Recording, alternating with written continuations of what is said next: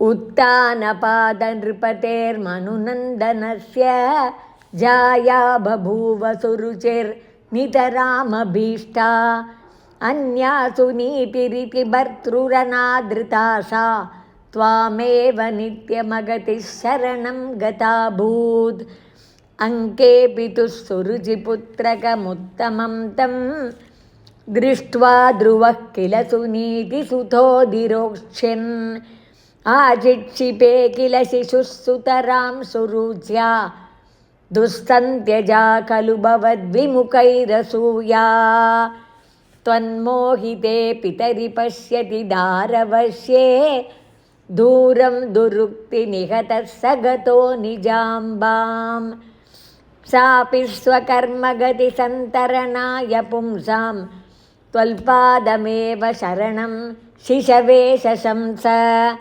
आकर्ण्यसोऽपि भवदर्चननिश्चितात्मा मानी निरेत्य नगरात् किल पञ्चवर्षः सन्दृष्टनारदनिवेदितमन्त्रमार्गः त्वामारराध तपसा मधुकाननान्ते ताते विषण्णहृदये नगरीं गतेन श्रीनारदेन परिसान्त्वितचित्तवृत्तौ बालस्त्वदर्पितमनः क्रमवर्धितेन निन्ये कठोरतपसा किल पञ्चमासान् तावत्तपोबलनिरुश्वसिते दिगन्ते देवार्तितस्त्वमुदयत् करुणार्द्रचेताः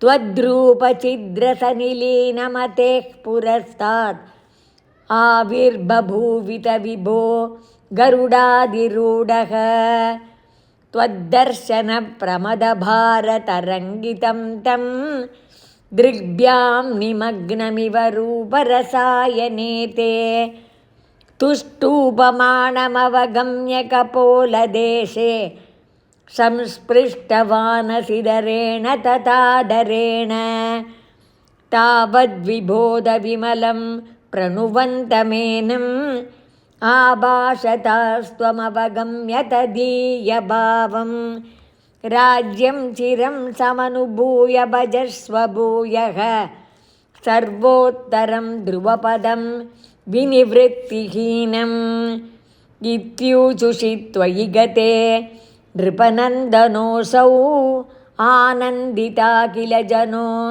नगरीमुपेतः रेमे चिरं भवदनुग्रहपूर्णकामः ताते गते च वनमादृतराज्यभारः यक्षेण देवनिहते पुनरुत्तमेऽस्मिन् यक्षैस्तयुद्धनिरतो विरतो मनुक्त्या शान्त्या प्रसन्नहृदयाद्दनधादुपेतात् त्वद्भक्तिमेव सुदृढाम् अवृणोन्महात्मा अन्ते भवत्पुरुषनीतविमानयातः मात्रा समं ध्रुवपदे मुदितो यमास्ते एवं स्वभृत्यजनपालनलोलधीस्त्वं वातालयाधिपनिरुन्दिममामयौघान् श्रीहरये नमः।